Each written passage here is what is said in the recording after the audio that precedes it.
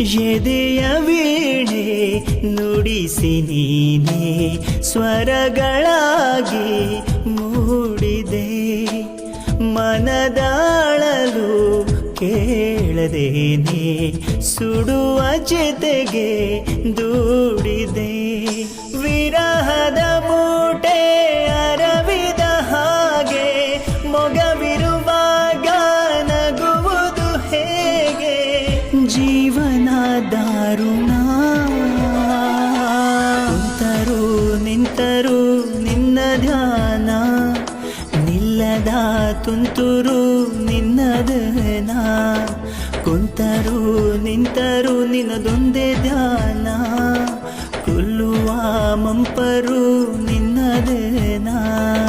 ಮನಸೇ ಮನಸೇ ಯಾಕೆ ಮನಸೇ ಅನಿಸೋ ಹಾಗೆ